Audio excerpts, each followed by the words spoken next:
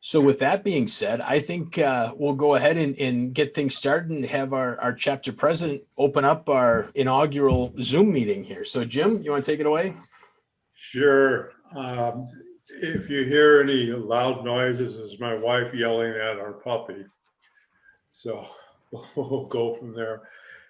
First of all, I got to say, hey, thanks for everyone attempting this. This is our first time for doing a virtual meeting for our chapter. And we have a few more of these coming up. So I hope we can muddle through and we'll make this all work. I would thank Tom for putting this all together for us, and we will go from there.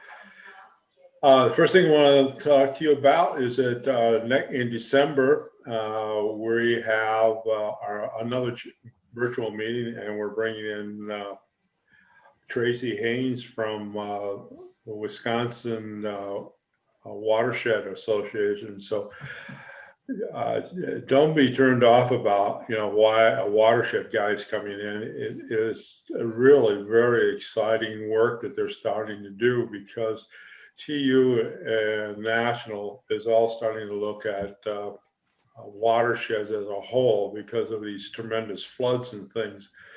And from TUDARE and DNR and the watershed folks, we're trying to come up with solutions that if you fix a stream, you fix a bank, and then you have 100-year flood that's been showing up every 5 to 10 years, it's blowing everything out. And the watershed folks are looking at, okay, how can we control some of this water going through?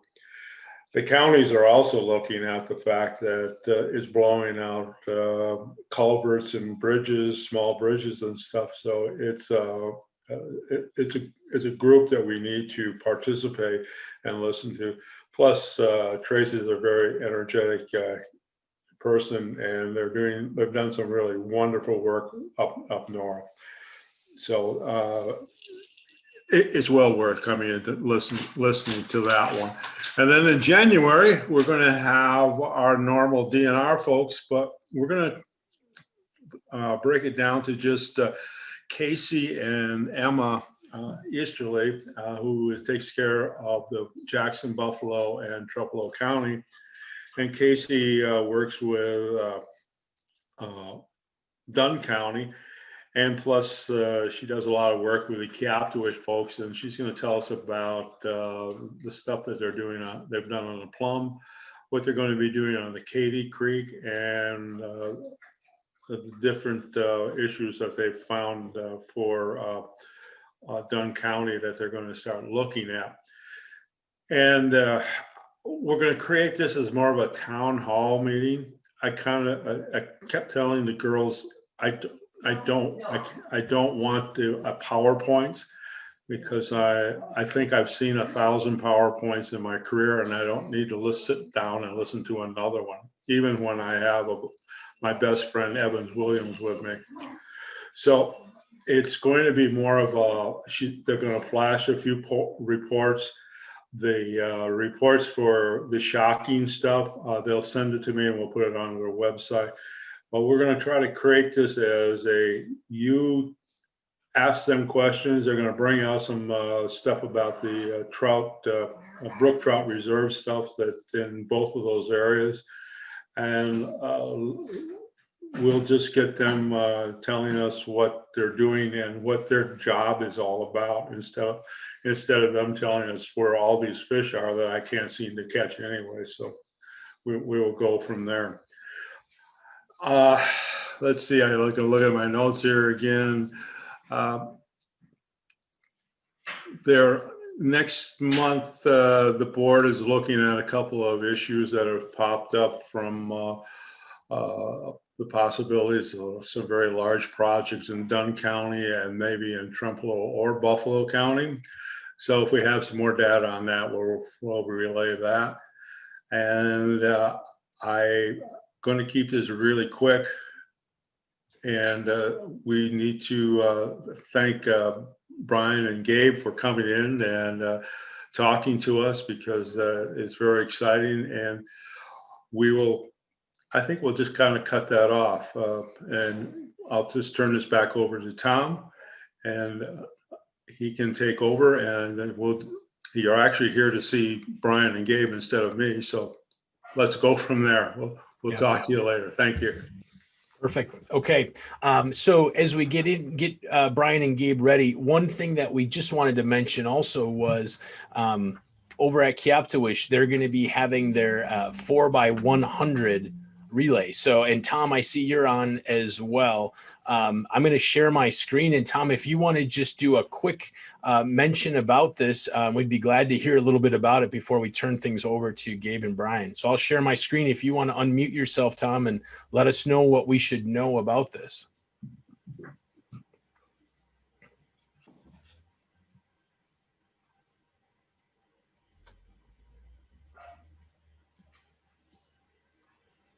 Oh, Tom, you're still muted.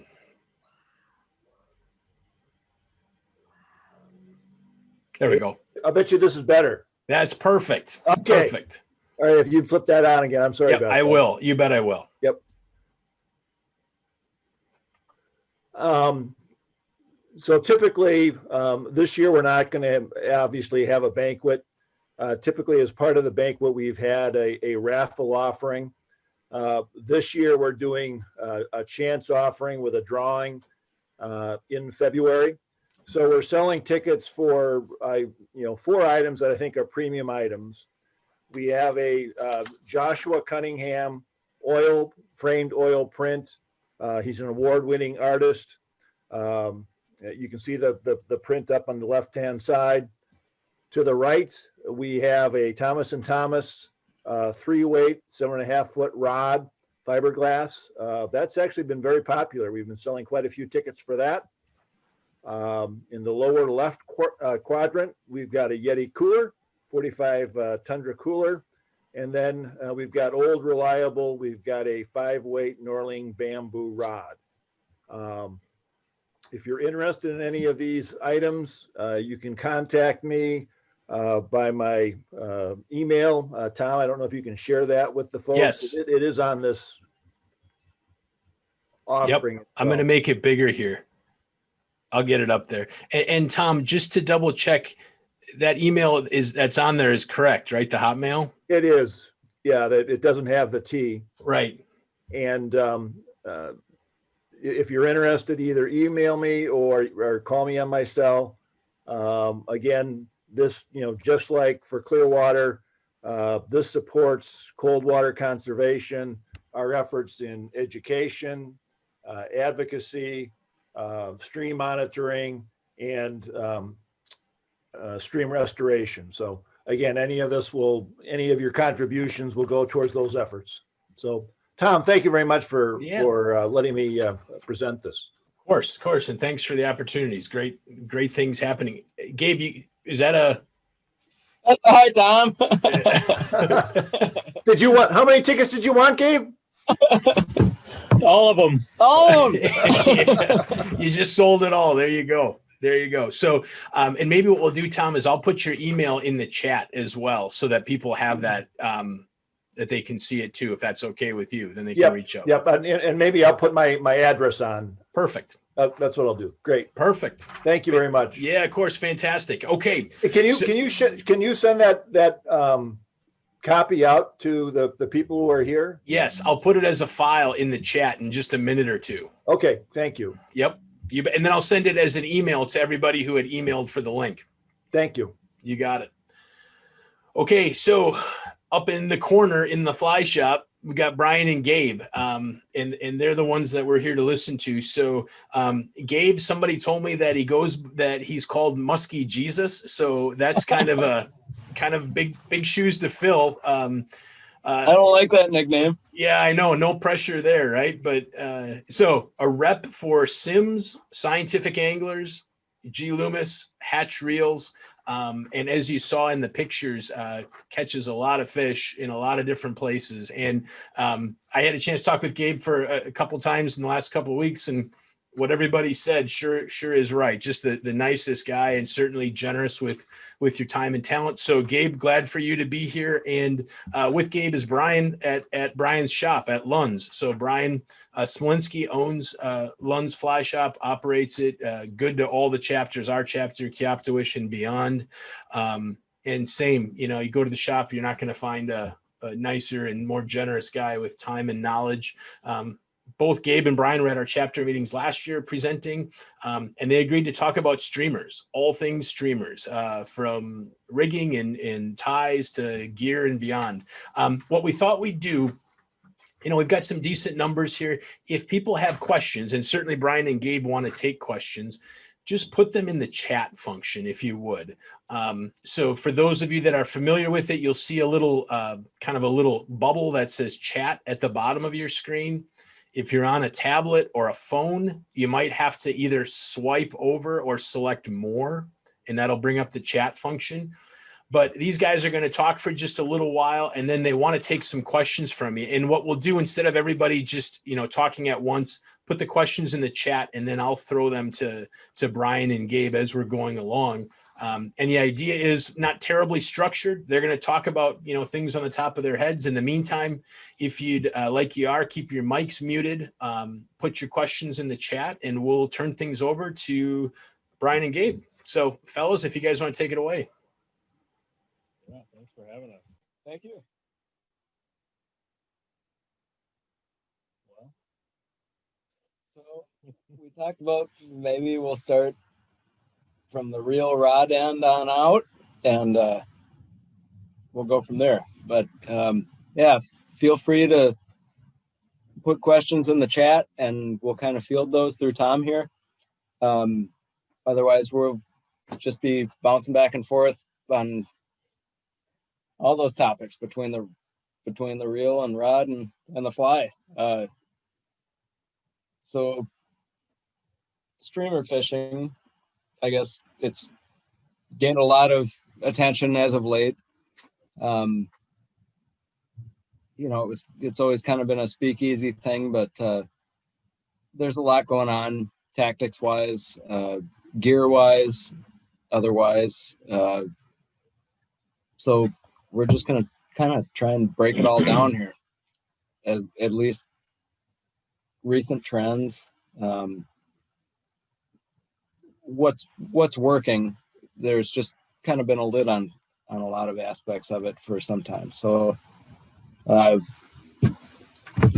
of the great things about it becoming more popular is that there's a lot more specialized gear that's being built for streamer fishing, especially in we'll talk about these going forward, but all the lines out there that are built with these different tactics in mind. So a lot more specialized, but also you can use a lot more strategy to do what you want to do and fish the way you want to fish versus one standard floating line to try to do everything with.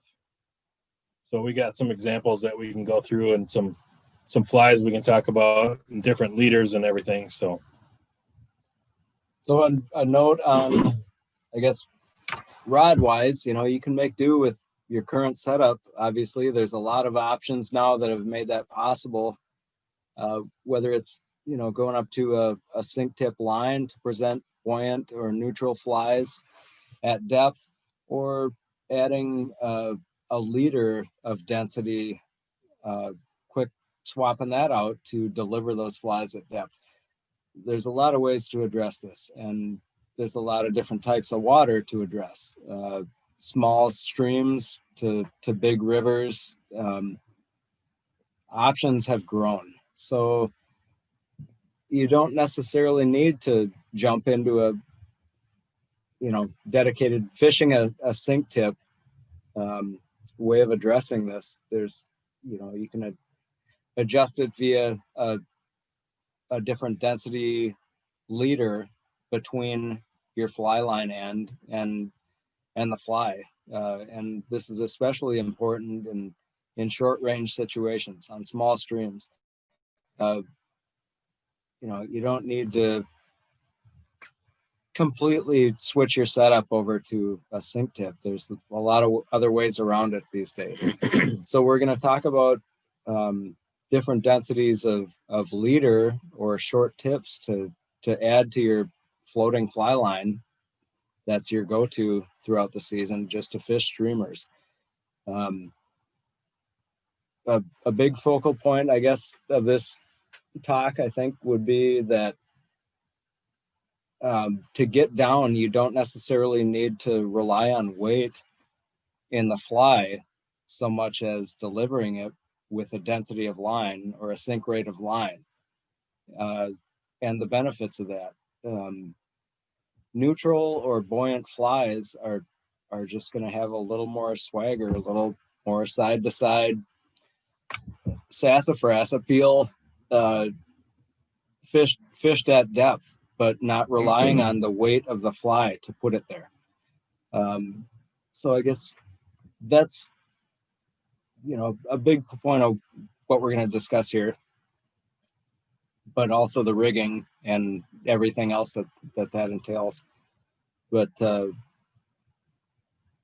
largely, I mean, the advantages of neutral and buoyant flies and how you can get them to swim and how you could really turn fish by presenting a fly in a different manner.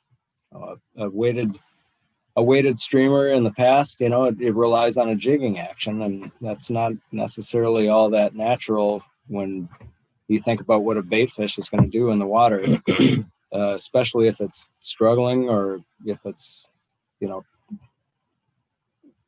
calling itself out as a target.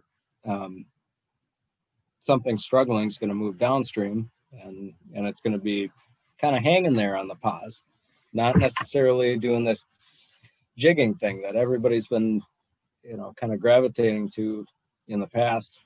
It's easy, but this is a very effective way of presenting a streamer, no matter what the species. And we talked about that too. We didn't want to just pigeonhole this as a, species specific presentation. This applies to all species. I mean, big muskies, let's be honest, they act like exactly like big brown trout. Where you find them and how they think and what put them in that spot and how they react to a presentation is very similar. So there's a lot of cross-pollination here, I guess, by species to be considered. So we're just going to try and break that down from bottom end of the rig out to the fly, I guess. Yeah, one of the things we've been talking about is that, especially with me, and I think most anglers start this way, is that when they want to fish either really fast water or water with any amount of depth to it, is that they just typically add a bunch of weight to the fly, fish really heavy weighted flies with cones or big tungsten beads and a lot of lead wraps to them. And it really, there's obviously places, especially on our smaller streams, where that's really the only tactic you can do on a really short run. But where there's a little bit bigger water or even fishing lakes or things where that's not an issue, all that heavy weight just kills the action of the fly. And especially like what Gabe was saying on a pause, it's impossible with a heavy weighted fly. And so there's just so many other ways that you can get that fly down, even if it's not totally neutrally buoyant. You can stick with a floating line and add, I don't know if you can see with the glare, but these type of sink tip leaders or tips, just to help get your fly down a little bit, get your line under the surface a little bit. And even fishing those on an intermediate, it can change the line drastically depending on how much weight you have in your fly. So on top of, what depth we're searching out, beyond using the weight on the fly, this is a way to adjust the protocol. If you're on big water, say you want to get just a foot down or two, there, it doesn't mean a new fly line. There's the way to address that in the form of a leader of different density. Neutral flies, the benefit here, neutral or buoyant, you know, even, and we were talking about this earlier this evening, even using a topwater bug on a neutral presentation or an intermediate line, a sink tip, there's a lot of interesting things you can do with that type of fly outside of a floating line.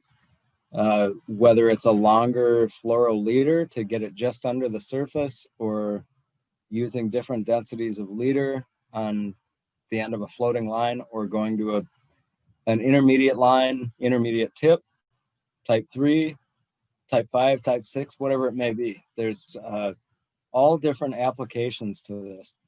But the key point would be what it affords us in the form of fly action. Versus a weighted fly essentially operating like a jig. We're going to get all kinds of swoopy side to side and pause and hang there kind of options to these flies. You know, taking something like this, what has a, you know, deer hair head and some overall buoyant materials.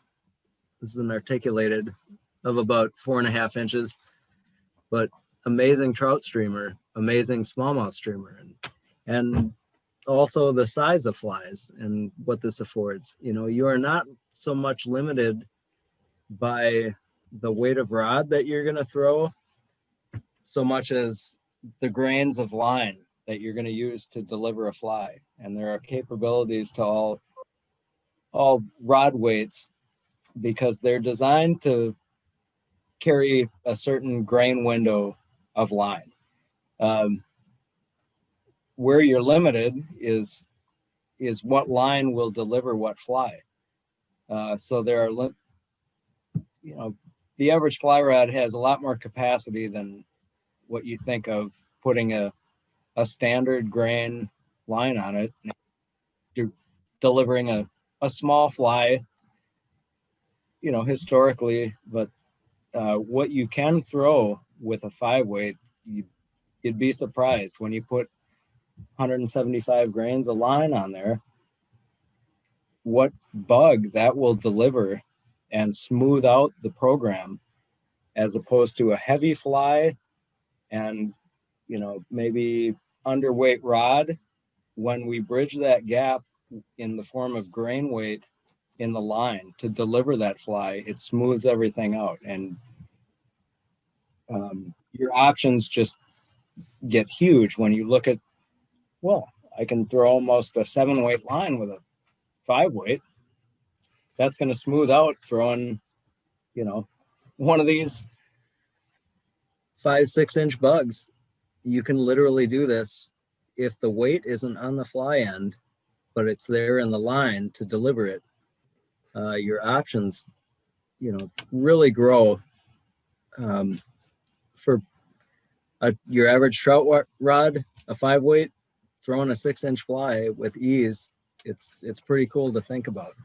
So Gabe and Brian, a couple questions that have come in and along those lines. So one question, there's a couple, but I'll ask them as they've come in. One of them, Gabe, is you're talking about that, you know, a 5 weight throwing a bigger fly.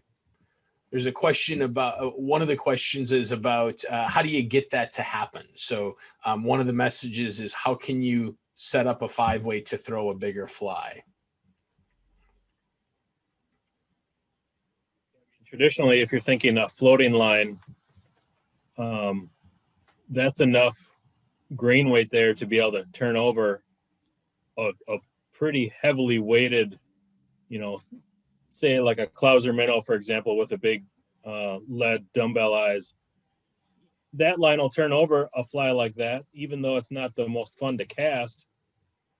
But switching to a fly that doesn't have that huge amount of weight to it, and carrying a few extra grains in your fly line itself, will turn over a much bigger fly way easier than that small weighted fly will, if that makes any sense.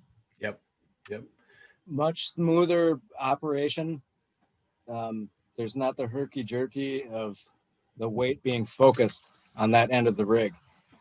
You're going to redistribute the weight in the form of the line and what that rod can handle, and deliver something that's way bigger, but doesn't rely on that weight for where you want to put it. Okay.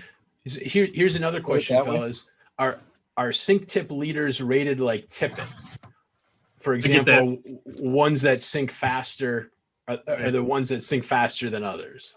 So I get that all the time in the shop because there's a lot of confusion about what is a tip and what is a sinking leader, and what's a grain weight and what's a sink rate. Right. And so they're built two different ways, and there's a bunch of brands that make them.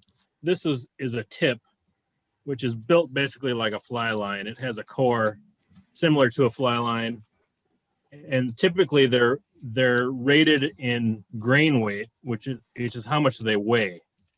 And so that grain weight is want grains per foot. Yeah, added to your fly line. So that's going to add weight to the overall casting of the line. But they come in totally different sink rates, from floating all the way down to fast sinking.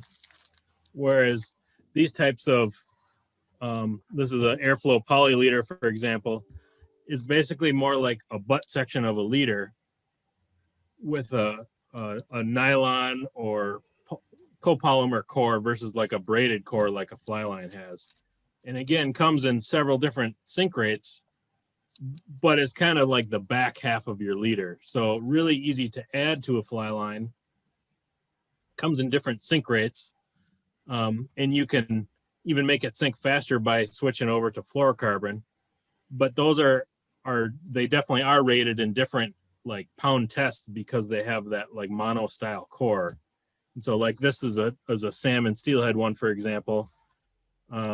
It says it has a 24 pound break strength. So it would be much heavier than like the trout one, for example.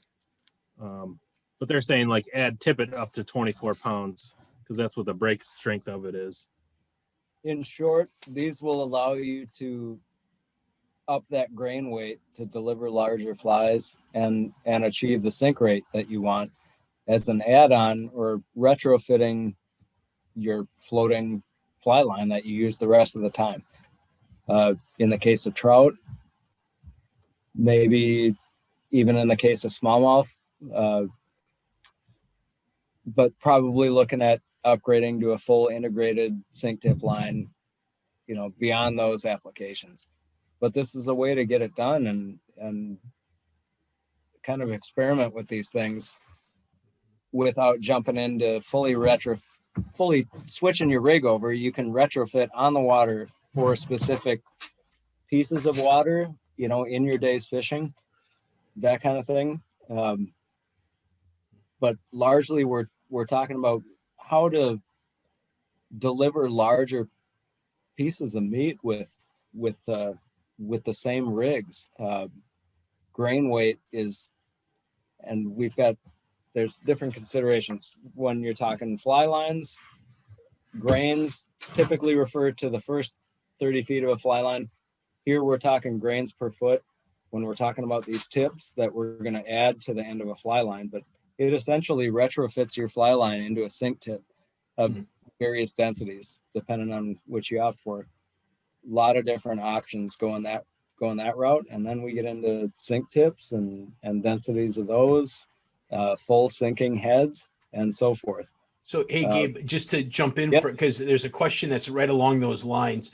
Tim Meyer asked, will a 2 to 5 foot sink tip between leader and a weight forward floating line be realistic in our spring creeks?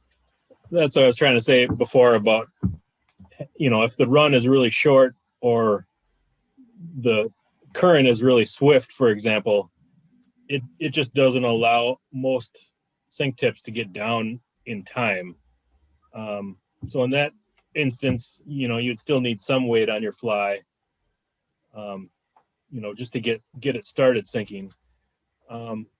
but that's where every piece of water is different, and so there's no one formula that works perfect everywhere. Just like boats. Yeah. So if you're fishing a run where it's a lot longer and a lot slower, for example, then absolutely you can fish a sink tip on a weight forward line and still take advantage of that.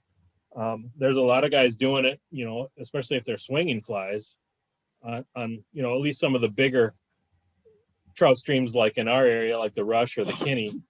There's definitely guys out there, fishing even these little micro spay heads with a sink tip on it, and just swinging soft tackles or swinging woolly buggers and getting them down without having to add a ton of weight to the fly. So it really just depends on the piece of water, really.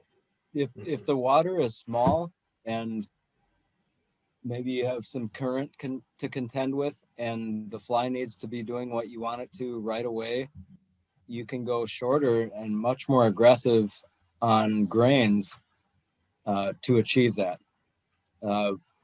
Whether it's adding a shorter but heavier tip section, to convert to a sink tip style, or taking a full sinking, type 6 integrated shooting head and cutting it way back to utilize that portion that you need.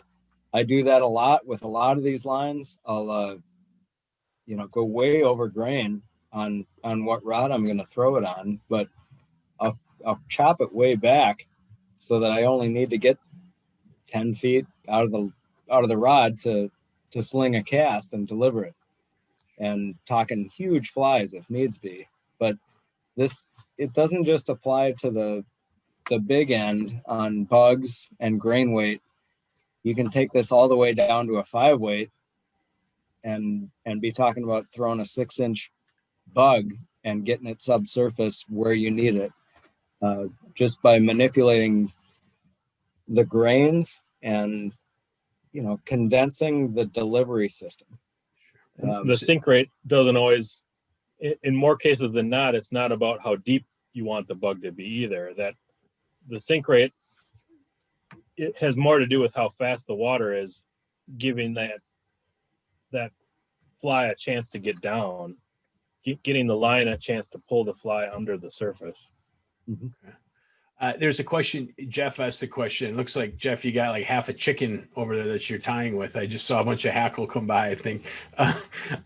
He asked, would a Rio Versatip serve the same purpose for some of these applications? There's a lot of ways to address it.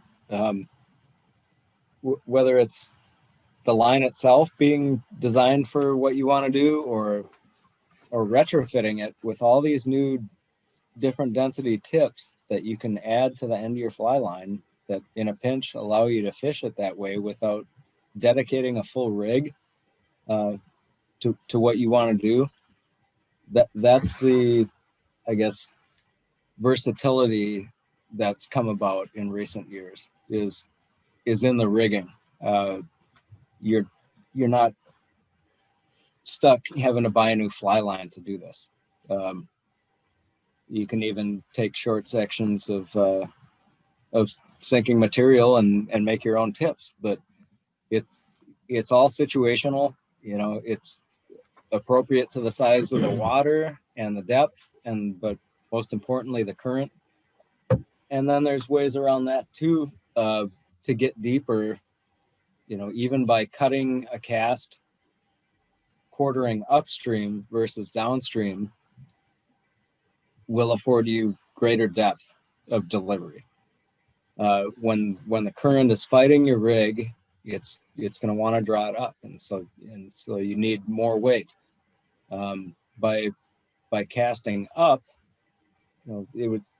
it's always been kind of accepted that you fish streamers downstream, and dries upstream. It couldn't be further from the truth. You had an advantage to throw upstream with a streamer rig.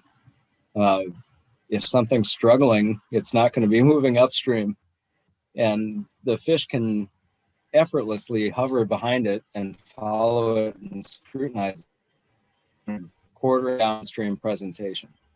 When you throw it upstream, you're kind of forcing a decision on a fish. It's going to leave its comfort zone. It has to leave its lazy boy. And bigger fish definitely pick out spots in rivers where food is going to get delivered to them when they are not actively hunting. So when a fish has to turn downstream and follow something, you're already forcing, not forcing, but helping a decision in the back of their head that elicits a response. When you quarter downstream and it just drifts out in the current and the fish can hang behind it, it can scrutinize it, it can pick your presentation apart. But you also need a lot more weight to get your fly down then, because you're fighting all that drag in the current. Most importantly, you're going to get more natural or more attractive fly movement retrieving a fly downstream with neutral water. On a pause, this one's big, but all these materials on this bug are going to be swept back if you're quartering downstream. And when you retrieve cross current or quarter upstream, all these materials have a new lease on life. They can sit there and just mess with a fish's brain by fluffing out and doing their little subtle movements, even though you're not even between strips. The fly is afforded more capability in its teasing qualities, I guess, when you retrieve with the current. But that's just a natural way the fish are going to expect to see a struggling piece of bait is coming downstream. So that's a good angle on things. Everybody always talks about fishing streamers downstream, and it doesn't make sense. There's a lot to be said for fishing a streamer upstream. It's going to come with the current. You're going to get better fly movement. You're going to get better depth. You're going to achieve that depth sooner. Whatever density you're using for a sink tip or line or anything, even with a buoyant fly, it's going to get it down there and really tease the fish and make them think about. You're forcing a decision on them that way by retrieving a fly downstream. So that's another consideration, I guess. There's a question also, two questions. One, are you concerned about damage to fish with tandem flies? Typically, even on my big musky flies, I fish one hook. There's not a lot of circumstances where I like fishing flies with two hooks. That's just me personally. I think, and that's all types of flies. I think most predatory fish, if they're going to eat a fly, no matter how big it is, they're going to engulf the whole thing. But also that extra hook, in my experience, is just a magnet for picking up sticks and leaves and whatever else is in whatever's growing in the water you're fishing. But the two hook thing definitely, can be more dangerous for the fish. It can be a lot more dangerous to the person unhooking the fish for sure, as well. So yeah, I personally, I don't typically fish a lot of flies with two hooks. I think it's for tires, it's easy to make an articulated fly with two hooks, which is why a lot of people do it. I don't know. I think there's a lot of ways around that though. So. Mm-hmm. No, this is a very good question. On smaller flies, like if we're talking a distance between hooks like this is maybe point to point, 1.5 inches. The nature of these flies, neutral or buoyant flies, is that they grab water and they're not relying on the weight. And that's just like talking about a conventional lure versus a fly. When the fish flares its gills, these bugs, something like this sticks to the water that's getting moved. When the fish flares its gills, oftentimes we see these giant flies just go upstream 1.5 feet into a fish's mouth because they're stuck to the water. It's water grab without the weight. So this is different than a conventional presentation of a lure or a weighted fly. So yeah, that is to be considered. The distance between two hooks, I think that's a very valid point, that when you space that out and say this fish eats in a figure 8 and you've got another hook 6 inches away from that other hook that's up in its eye realm, that's a problem. So I guess proximity between the hooks, Yeah. and even one hook versus two, yeah, it's a very valid point. Just we look at a lot at proximity, but more often than not, when you fish a neutral or buoyant fly, the whole thing gets garbaged. If they commit and that fish decides it's going to eat that thing, it eats the whole thing. And so 99% of the time, we're talking about the front hook. In the case of muskies, sometimes they're a little fickle on figure 8s and they might nip at the end. And if you don't have a hook there, well, how do you want to play the game? I guess I'll say it comes down to that, but spacing hooks out, a substantial distance, yeah, it's not good for fish, period. Last question that's on the chat right now is, oh shoot, I just lost it. Would you recommend a stiff, fast action rod or softer, slower action rods? And I know you guys haven't gotten into rods as much, but that's a question that's floating out there as well. Yeah, I think, like so much gear, it's more personal preference than anything. But I will say there's been a big change in certain types of rods in the recent years, where it seems like more manufacturers are starting to build longer rods with a more stout butt and a slightly softer tip. And so, but at the same time, there's a lot of tapers there's being so put many forth that differences in rods more nowadays. power on the tip end, but have more flex on the bottom end. Loops, your loop size is something to consider when you're talking about heavy sink tips and big flies. Opening up the loop a bit, the grains and the size of the bigger flies, more weight inherently wants to narrow the loop, and so a little more flex might help cushion operation of a sink tip or full sinking head line. So that's important to consider. But then at the same time, we're seeing the other side of design where as opposed to fast action rods with power throughout and a softer tip, now we're seeing some designs having a faster tip and more graphite out there, but more flex to the bottom end to work as a suspension system. But two, a lot more in recent years, you see a lot of anglers using the rod to aid in manipulation of the fly. Not just,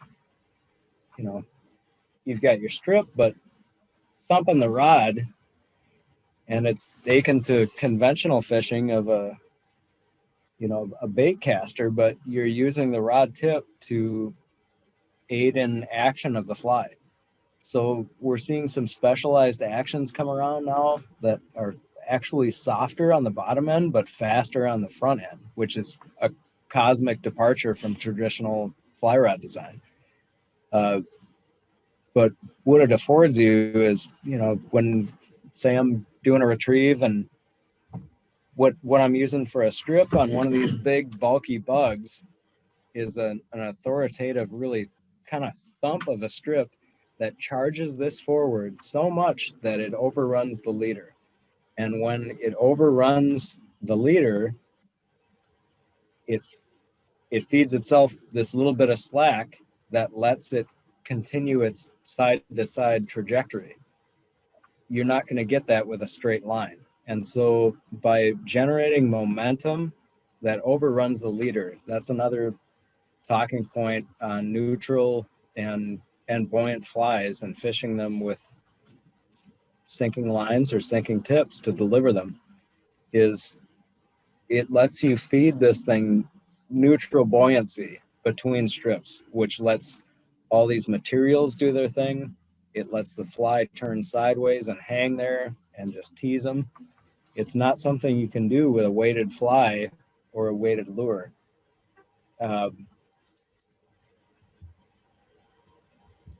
New way of looking at things. I guess it's important to consider what it affords the presentation. And this applies to trout, smallmouth, muskies. I mean, any predatory fish, honestly. These are just our local, sweethearts, but it applies to all, and how a fly moves and how it makes a fish eat.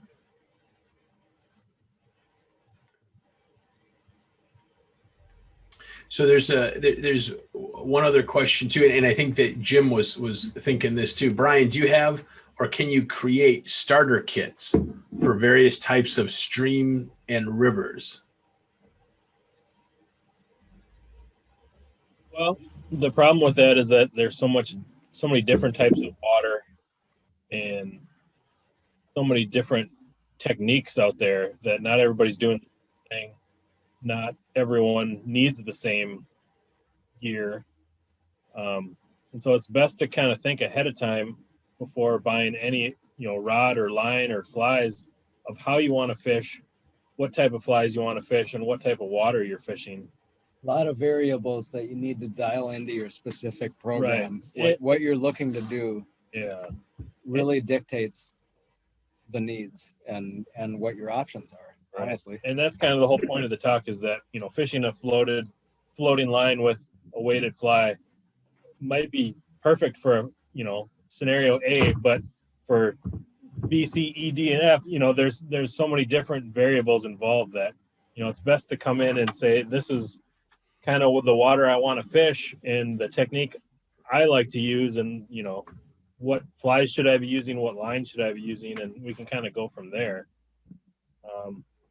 And if you don't know those things, we can definitely talk through all the differences to try to give you a better idea on what technique or what type of line or what that you want to fish, because there's a versatile way to start, but when we're talking specifics by depth or water, there's not one program that works species, for everybody or everyone's water or everyone's fly. So there are a lot more options out there. This would be the gist of things, but how to rein it in, how to make sense of it, and why we apply these, new options and what we're trying to do with them is, I guess, more the talking point. But every situation's going to be a different need, I guess, overall.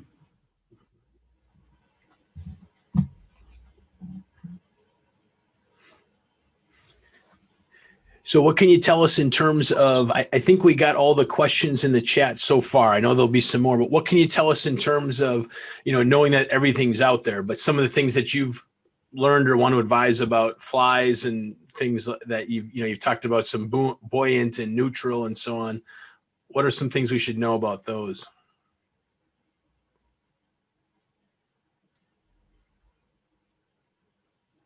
I think both of us started fishing that way because,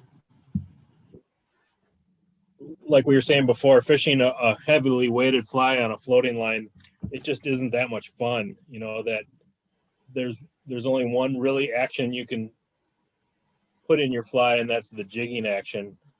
And especially if you're a fly tire, to see, a bait fish looking fly swim through the water way more realistically than a heavy jig action.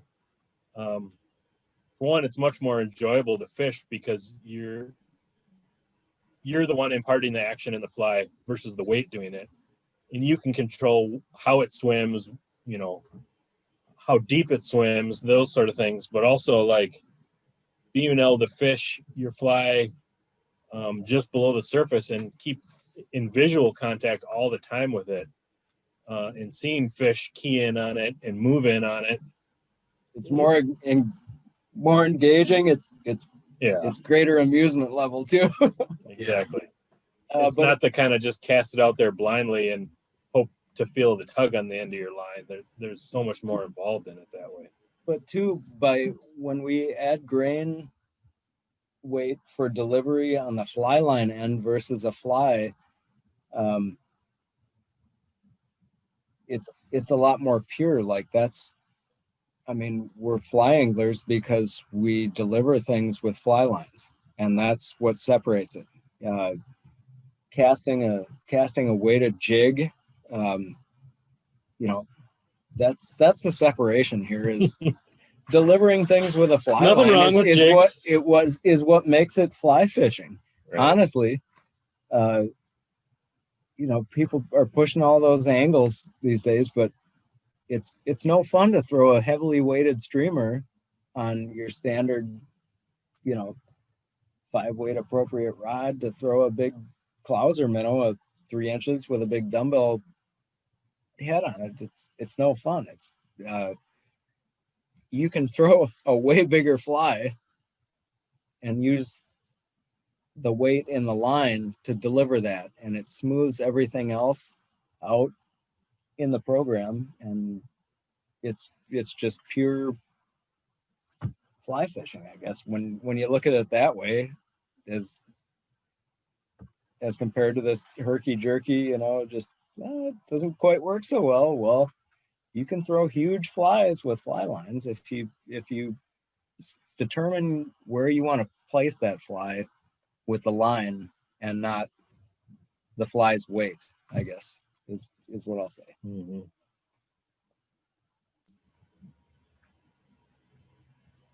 And then there's everything to be considered as far as the action of the fly. When you're talking a neutral or buoyant fly, it darts and glides all over the place, and you can hang it there and let the materials, do the work for you. Whereas, you pause a conventional lure, it's kind of limited to the retrieve, determining its action. So that's something we're afforded with flies. It's an advantage. So could you guys talk a little bit about, because I think, and I know for myself and maybe others, but a lot of times, like you mentioned, I think, Brian, about, you get a heavy fly to get it down, and you have that kind of misnomer that you get it down and jig it. But could you talk about that idea of, horizontal action versus vertical action on the retrieve and on the strip and so on? And, are there certain parts of the water column where you think there's more activity? It just depends on the situation and the timing, or what do you think in that regard? Yeah, I mean, the one of the problems with the whole heavy weighted fly is that you're either at the bottom or your fly's moving. There's no really in between, because anytime you pause that fly, it's going down like a rock. And the other kind of end of that is by fishing, a completely floating line with a floating fly and only fishing on the top and not being able to get that below the surface.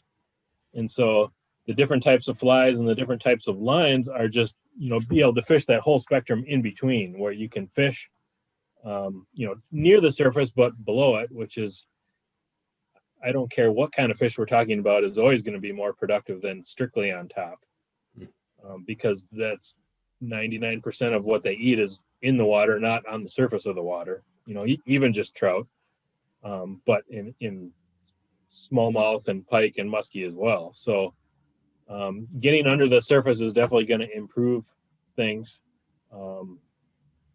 But that side-to-side action that you're talking about, fishing more of like a sink tip line or a slow sinking line is going to get any fly, further down than, say, a floating line or an intermediate line will. But what- lets that fly hang neutral on the pause versus go straight to a dive.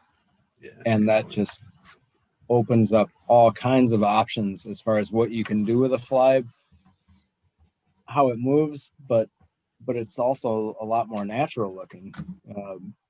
You know, bait fish for the most part is what we're imitating with streamers, and you know they don't make a big aggressive dive for the bottom and then go straight back up.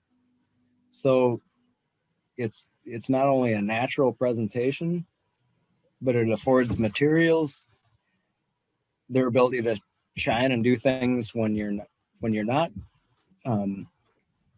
applying movement to the fly, and then go to articulateds, and that's a whole nother angle. But you're just going to see more natural movement, and that's what the fish are expecting to see. You know, a struggling fish is not going to move upstream, period. And so you're ahead of the game to get that jump on the back of the fish's brain as far as how it's going to react, but also lets you place a fly more strategically, I guess, versus a weighted fly on a floating line, and that's a big part of it.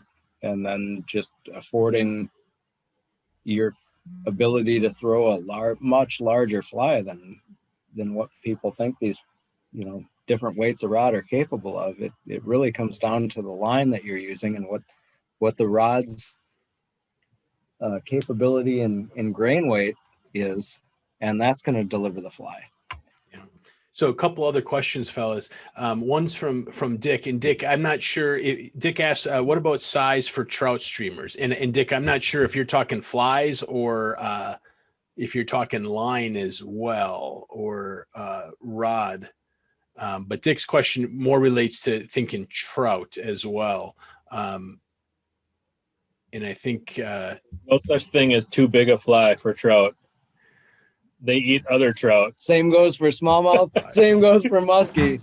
It's Okay. a common misconception. Like this little, well, I say little, but that's a 6 Little inch. for him. This is a 6-inch bug. I'll throw that for trout all day long. Okay.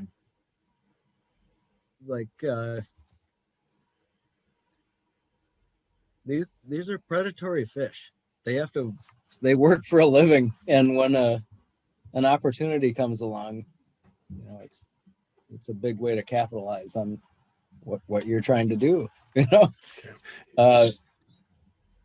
I guess you're gonna see more action if you fish, say, a 3-inch sculpin pattern versus a 6-inch, but if it depends on, are you after action, or are you after huge fish? Are you targeting specific fish, or are you covering water? So that's a good question.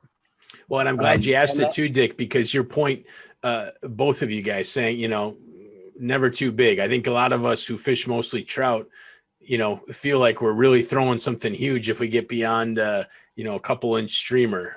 So that's good. I think that's good advice for us all.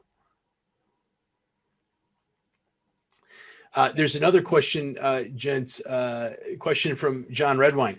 What do you recommend for leader length, whether you're using weighted flies on a floating line or unweighted flies on a sinking line?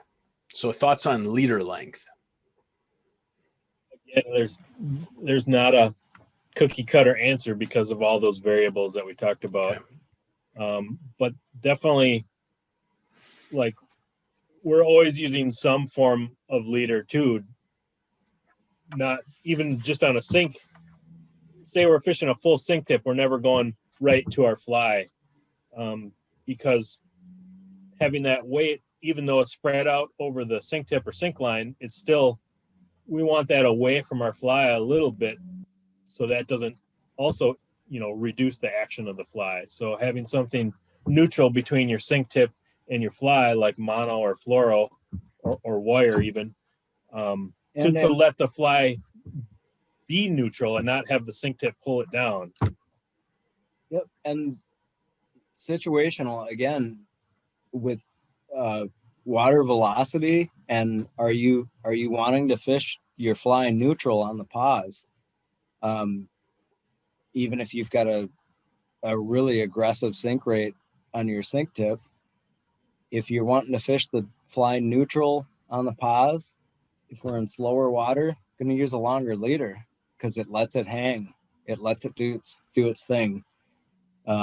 It separates it from that depth determination. Now, if I'm quartering downstream and my challenge is fighting current to deliver a fly to a certain depth, I'm going to go with a shorter leader every time and a aggressive sink rate on my delivery system, because you're just kind of cobbed by the water velocity. So that forces a decision to go to a shorter leader. There's a lot of you'll see this in prepackaged products options, streamer leaders, very short, stout leaders designed for fishing these neutral and buoyant bugs on a sink tip. But there's a lot of ways to address it. In slower water velocities, big pools, you could get away with a floating line and a very long fluoro leader, or just adding a short 3-foot section of sink material to the end of your line in a pinch to fish a streamer in that spot. It really comes down to water velocity, also water temperature, fish activity level. When water's colder, we're gonna have to tease the fish and put it closer to their window of options. Really gets restricted by water temperature. In an aggressive situation where we've got a water temp trending up coming off of high water, as much water as you can cover is your friend. You just have to get seen and you're going to get bit. So in that situation, I'm going to go higher in the water column, because as a silhouette, a bait is, has an advantage in that you're painting a wider brush stroke with each cast, the higher in the water column, just by visibility of a silhouette. So in off-color water, that's an important consideration, but you always have to consider fish activity levels and how they relate to water temperature and clarity for these applications. It's not just get down and dredge. That's not always the answer. That's a product of necessity in the situation, I guess. So there's a lot of considerations there. Yeah, there sure is. But so we'll be winding down here in a couple minutes. There's one more question about how you carry your equipment. So do you carry 2 rods, one dry and one streamer, or do you carry different reels, or how do you do that? And I think this might be asking a little more, not so much from a drift boat necessarily, but if you're out wading in the stream. Yeah, everybody's different. I personally like to only carry one rod, and I will carry another spool with a different type of line. That gives me the most versatility with the one rod, especially if I'm on foot. But I've known guys that fish on foot and will carry a separate rod, completely set up totally different. So everybody's different. If I'm fishing out of a drift boat, then I'm going to have more than one rod set up for sure, and usually set up different so I can quickly change between the two without having to swap lines or swap reels or whatever. Again, situational. Smaller streams, a lot more brush. Carrying another rod on your pack, that's a pain. So on the fly options. And do you guys have a good system? And are we talking hatch season, or are we talking? Yeah, right. It's streamers are the name of the game this time of year, that kind of thing. Do you guys have a good system, or can you just tell by looking in terms of how you keep your reels and things organized with what you have on it? And, do you ever start to forget a little bit when you got all your reels on the desk or something like that? I always forget, but I always think I'm not going to forget. So I don't have a good system because I just assume I'll know, oh, that reel's got this line on it. So yeah, the newer lines with the ID tags on them is the best thing ever, to be Very honest. helpful. And all the different colors they're going with, it makes it very easily identifiable. But, for a species, realistically, a couple different lines that you're going to be easily identifying. It's not that big of a challenge. And Yeah. Okay. Last question, and then we'll get your final takeaway thoughts here. Color preferences for streamers in the winter.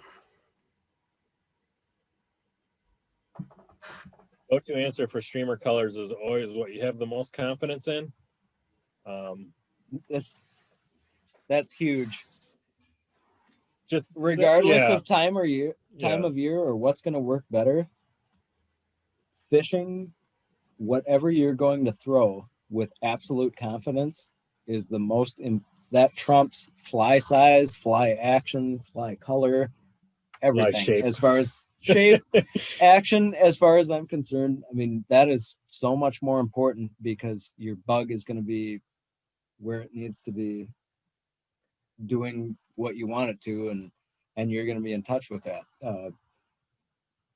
Confidence is more important than any of that. But that said, black, super effective. But is it any fun to fish? Hell no, because you can't see it. And that's the beauty of fishing streamers. Even if you're just fishing a foot below the surface, you don't have that surface disturbance, and you're going to get the full visual of what that fish is going to have for a reaction to your fly, whether it's a take or sneaks up and it darts away and it's, being a little catty, whatever. It allows you to read that and adjust things. That's the beauty of streamer fishing is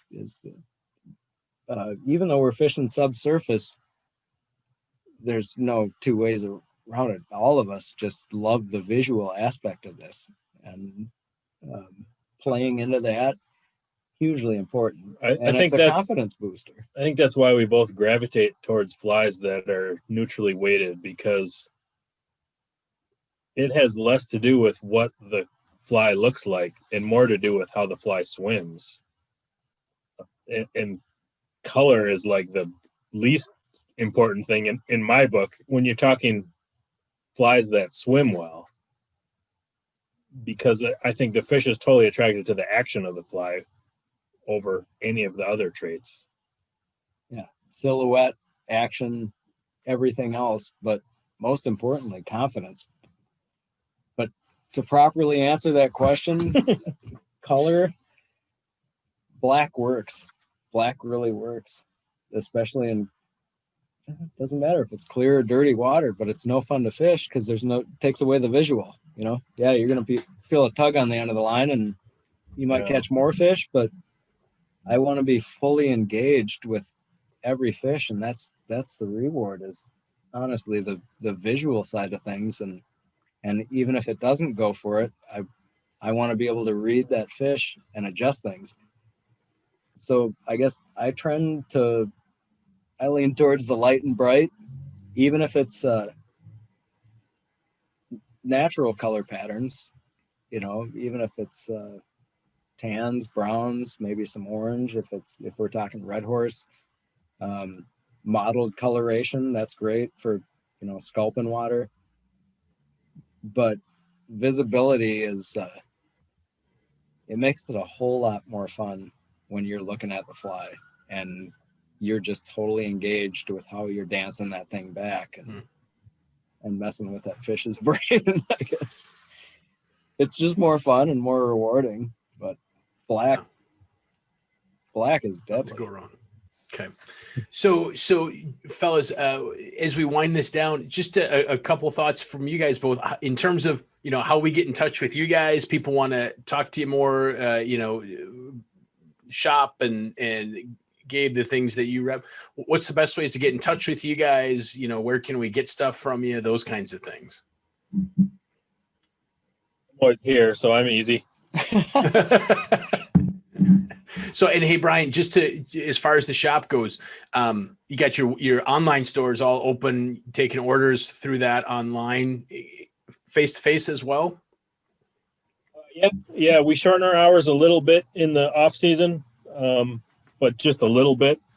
And we do have a website with a lot of our more popular products, but we definitely don't have anywhere near everything on there. So, you know, if anybody ever does want stuff that's not on the website, you can just email me a shopping list and we can mail it out that way.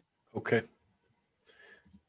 And then, Gabe, how about for you in terms of question? If people have questions, things like that, gear questions, things that you rep, how do they best way to get in touch with you?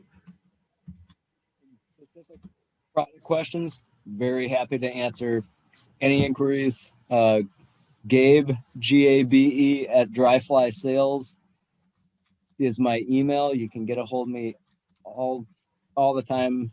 You know, might be a half day or a day or two, depending on where I'm at before I get back to you. But no, I encourage, you know, questions on gear, and we're always looking to make things better, you know, for everybody. So very much encourage questions on the gear side. My own cell number, 651-491-9673. You can reach me there if you have specific questions about gear or otherwise, but you can always filter a question to me through this end, through Brian's shop too. Sure. Yeah. So I just put you guys, I put the Fly Shop Brian, I put the website on there. And that's got the email, and your email is Brian at Lunds. Is that what it is, Brian? Brian with an I at lundsflyshop.com. At lundsflyshop.com. So we got the website in the chat, as well as Gabe, your email and cell phone too. Yeah, we sure appreciate it, guys. Great information, lots to learn, lots to think about. I know that there'll be a few of us in touch with you. What we're going to do now is, certainly people are welcome to stick around. We sure want to thank you guys both for your time, for sticking around in the shop after hours, for all you guys do for the chapter and for the resource. Certainly appreciate it. So thanks for being here. From this point on, we kind of leave the lights on in the room. People are welcome to stick around, chat a little bit. Brian and Gabe, you guys are welcome to stick around. We know that you've got other things that take up your time as well. So certainly, you got to duck out. Our next meeting, we'll be meeting in December. So hopefully we see you then. We'll send out the link. You have to email us. We'll use a different link each month, but hopefully you can join us as well. Chapter information, you can find us on the website, Facebook page, Instagram, and lots of things happening. So looking forward to it. Thanks for Brian and Gabe for your time. We sure appreciate it. Thanks for having us. We appreciate it. Thank you, and thank you to you and for all that you do. Yeah, appreciate it. Thanks, guys. So by all means, let her buck with the questions. Say that again. Let her buck with the questions. Yeah, right. We are happy to answer. I see there's one from Tim. Do you see that one, Gabe? Yep. So how short? I've seen other muskie guides literally attach the 1 foot wire tippet to a intermediate tip of a fly line. So that's a situational deal. Yeah.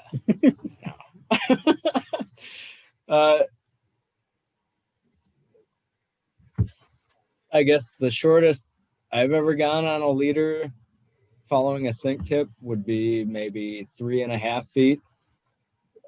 If we're talking extremes, but typically I'm like in the 4 to 5 foot neighborhood. And then depends on fly size as well as the grains of the line, and water clarity. You know, obviously we want to space things out a bit. if we're talking clearer water, you can always get away with a lot more aggressive presentation in off-color water, rising water, optimal temperature water for fish activity. Those are all considerations. But as far as the very short end, yeah, I wouldn't go shorter than 3 feet. Right. Yeah. I mean, what he was talking before about, if you're fishing fast, dirty water, you're going to want your sink tip to be as fast as, aggressive as possible to get it down. And that your leader's you're going to want it as short as possible then, just to help get your fly down faster, because that sink tip will have less material for it to take down. But again, if it's too close to that aggressive sink material, it's going to kill the action of the fly. So, right. But then if we're talking clear, very cold water, then you go the and other we're way. slowing the presentation down, if we shorten that leader too much, it's going to work just like that weighted fly, and it's going to nosedive. So we want it to hang out there and just tease. So in that situation, I might go 6-7 feet in very clear cold water, where it really comes down to flipping the fish's switch, and not spooking them. You want to fish it slower, a little bit more length to the leader. Dirty water, off conditions like that where their feeding program has been thrown off, and you just have to get seen. You can fish very fast and very aggressive, and rock a pretty short leader, honestly, with an aggressive sink tip and a big fly. But on the shortest end, 3.5 feet, and ideally more like 5, and then adjust for clear water and temperature and speed of retrieve, going longer from there out to even 7 feet with streamers. 9 if we're talking, Spring Creek trout. It's still fun to throw streamers at them, even if it's clear water. All right, fellas. Well, hey, listen, appreciate it again. Thanks for your time and all that you do. I think we're gonna probably. Oh, hang on. We got one more question before you go. You got a go-to pattern, and do you have favorite materials to put in your streamers? Flash, marabou, bucktail, rabbit, so on. All of them. All of it. Put it all together, like shepherd's pie, or like the leftover casserole, right? Throw it all in. You guys have any go-to patterns that you guys again, very situational, John. I would say, if we're talking a species or a type of water, I might have a preference there, but I like neutral, buoyant materials to buffer use of flash. Trout on Spring Creeks, he says. Trout on Spring Creeks. Yeah, I like rabbit strips. and a buoyant head to the fly. There I'm gonna go smaller on a pattern for sure, because these are educated fish. It's not coming down to visibility, because we're talking crystal clear water. More often than not, you're looking at the fish hopefully before they see you. So there I'm gonna go way natural in action, and I love rabbit strips. I'll put a little spun deer hair head on that just to float it out there and create some turbulence for the rabbit strip to do its thing behind, I guess. Do you guys weight your streamers on Spring Creeks, or do you kind of go by let the line do some of the work and not give it that unnatural weight? I try to have, the smaller water, I tend to have it, I would say, middle of the road. Like, there's definitely weight on my flies, but they're not crazy heavy. It's not going to drop like a jig, yeah, but there is weight to the fly. I mean, obviously there's some places in certain holes that's the only way you can fish them. If the water's fast and it's a deep hole on a short run, there's not a lot you can do for it. But I fish a lot of like strip leeches with a bead and some lead wire on them. But if you have too much weight on them, it doesn't matter how good that strip looks in the water because it's, it'll totally kill the action of it. So having something that's enough weight to get it down, but neutral enough to let those materials flow naturally. Yep. Yeah, I mean, a tungsten headed leach pattern, a little more lengthy, but with materials that are really going to do their own thing. Middle of the road, using a bit of weight on the fly. And, do you need a sink tip and a spring creek? Absolutely not. There's a way around it. But smaller, if you're talking water clarity and educated fish, I'm going to go longer on a leader. I'm going to go smaller on a fly, and I'm going to go middle of the road on depth delivery, just because you don't have to get it all the way down there to get seen. I also fish fluoro a lot more in that situation just to help it sink a little bit too. Yes, fluoro leaders. That's a good talking point. Is density wise, fluoro has more of an intermediate 1 to 2 inch sink rate compared to buoyant with poly.